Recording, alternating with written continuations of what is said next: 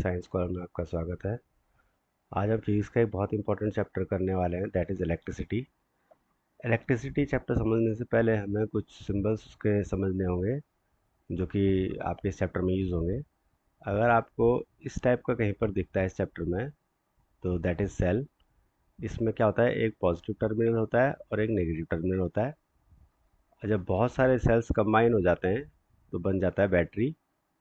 अगर आपको कहीं पर स्ट्रेट लाइन इस टाइप का दिखता है तो दैट इज़ वायर। और उस वायर में से अगर कोई जॉइंट इस टाइप का निकलता है, दैट इज़ वायर जॉइंट। अगर कोई वायर आपको इस तरीके से दिखती है और उसके ऊपर कोई वायर इस टाइप से क्रॉस कर रही है, दैट इज़ क्रॉसिंग वायर। अगर आप देखोगे तो इस टाइप का अगर कुछ आपको दिखता है सर्किट में, दैट इज़ की, दिस इज क्लोज की, दिस इज की ऑफ, दिस इज की ऑन।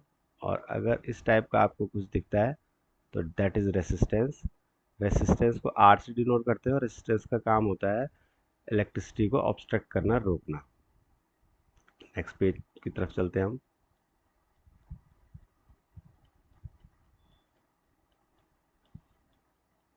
नेक्स्ट पेज में हम देखेंगे एक होता है रेसिस्टेंस का वेरिएबल रेसिस्टेंस।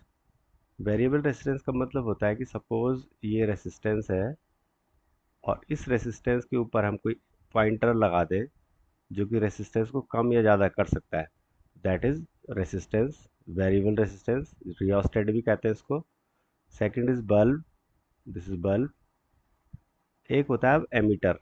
एमीटर एक ऐसा डिवाइस होता है जो करंट को मेज़र करता है, this is ammeter, to measure current. एक होता है वोल्ट मीटर। वोल्ट मीटर इस तरीके का होता है, that is used to measure voltage या पोटेंशियल डिफरेंस। पोटेंशियल डिफरेंस और वोल्टेज एक ही चीज़ है। थर्ड होता है आपका गैल्वेनोमीटर। गैल्वेनोमीटर जी होता है। गैल्वेनोमीटर भी करंट मेज़र करता है, बट ये जो मेज़र करता है करंट, वो स्मॉल करंट्स मेज़र करता है। अब हम समझेंगे कि इलेक्ट्रिसिटी में हीटिंग इफेक्ट ऑफ करंट क्या होता है और उसका सर्किट डायग्राम। सपोज आप यहाँ पर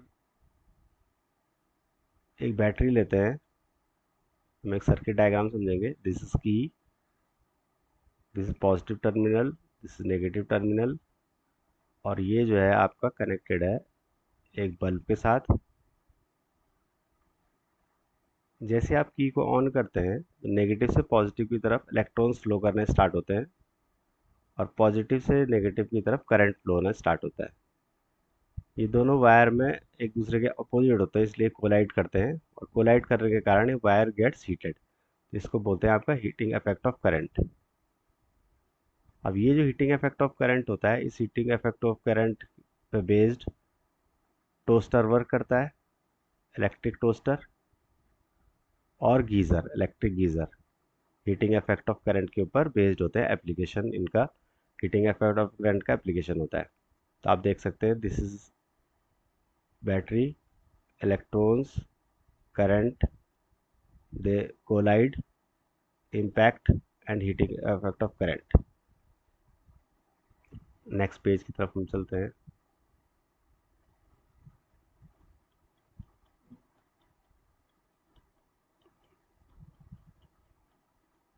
बच्चों, मैंने अभी आपको बताया था कि जो इलेक्ट्रॉन होता है, electron flows from negative to positive direction and current flows from positive to negative direction. ये आपको याद रखना है। अब इस चैप्टर में आने वाली क्वांटिटीज़, उनके सिंबल और उनकी यूनिट्स के बारे में हम पढ़ेंगे। फर्स्ट है करंट। करंट को हम आई से डिनोट करते हैं और उसकी यूनिट एम्पेयर होती है। वोल्टेज को हम वी से डिनोट करते हैं, उसकी यूनिट वोल्ट होती है।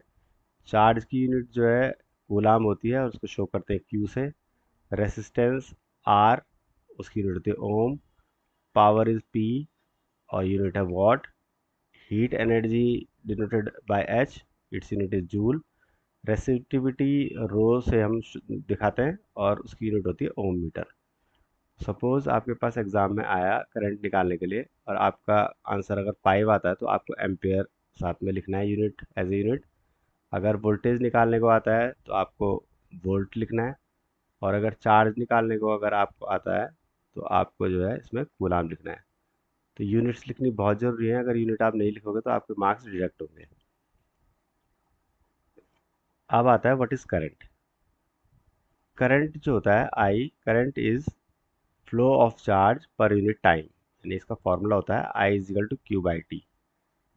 आप इसको ऐसे समझ सकते हैं कि अगर एक वायर है, उस वायर में अगर 1 कूलाम चार्ज फ्लो करता है 1 सेकेंड के लिए, तो हम कहते हैं उस वायर में 1 एम्पियर करंट है। तो हम इसको कैसे डिफाइन करेंगे? यहाँ पर current is defined as flow of charge per unit time.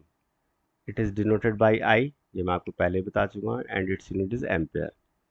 अब इसके फॉर्मूले की बात हम करते हैं। I is equal to Q by T.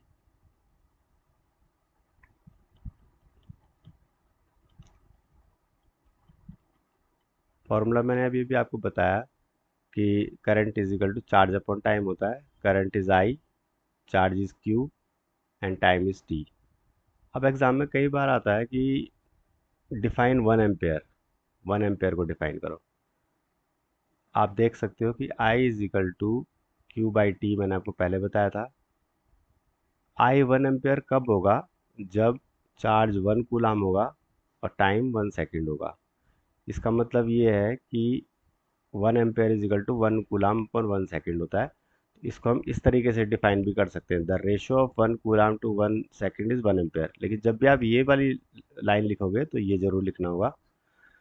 But इसकी जो मेन जो इसकी डेफिनेशन है वो ये है, कोशिश करें कि आप इसको लर्न करें। The current is set to be 1 ampere if 1 coulomb of charge flows for 1 second, यानी कि 1 एम्पेयर करंट तब होगा जब 1 कूलाम चार्ज फ्लो होगा फॉर 1 सेकेंड। अब इस पूरे उसमें करंट को मेजर करने के लिए जिस डिवाइस का यूज होता है दैट इज एमीटर। एमीटर मैंने आपको बताया कुछ इस तरीके का होता है, लेकिन इसके साथ रेसिस्टेंस जो है सीरीज में लगा होता है। रेसिस्टेंस सीरीज में लगा होता है, इस टाइप का होता है। तो एमीटर क्या होता है? Ammeter is a device used to measure current. और ये डायग्राम मैंने आपको बताया। एक बात आपको हमेशा याद रखनी है कि ammeter has low resistance and always connected in series. मतलब कि एमीटर का लो रेसिस्टेंस होता है और ऑलवेज कनेक्टेड इन सीरीज।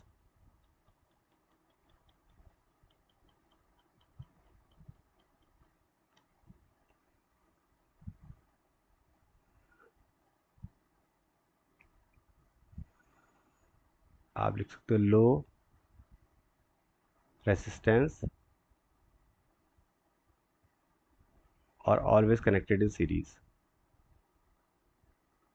अब हम बात करते हैं लास्ट पेज की। अब जो करंट है उसके ऊपर बेस्ड कुछ न्यूमेरिकल होते हैं, वो हम देखते हैं। ये 12.1 है एनसीईआरटी का, पेज 200 का। आई आपको दे रखा है 0.5 एम्पियर, टी आपको दे रखा है 10 मिनट्स। ठीक है, तो सबसे पहले हमें इस 10 मिनट्स को सेकंड में चेंज करना होता है, क्योंकि हम एम कैसे फॉलो करते हैं? एम होता है मीटर किलोग्राम सेकंड, यानी कि अगर किलोमीटर में चीज मीटर में चेंज करें, अगर ग्राम में है तो केज में करेंगे, टाइम को सेकंड। तो इसको सेकंड में करने के लिए हमने मल्टीप्लाई सेकंड। क्यू आपको चार्ज निकालना है, क्यू बाई टी होता है, क्यू हो जाएगा आई इंटू टी। आई 0.5 रखी इंटू 600, पॉइंट हटाया तो 0 घटा, 6×5 = 30, 300 कूलाम। ये इसका आंसर होगा। तो कूलाम जरूर लिखना है, मैंने आपको पहले बताया।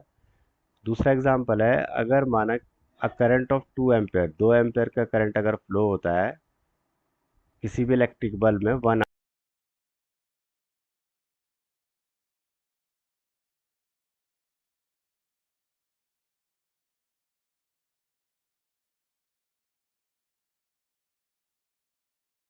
आवर के लिए, तो कह रहा है चार्ज निकालो।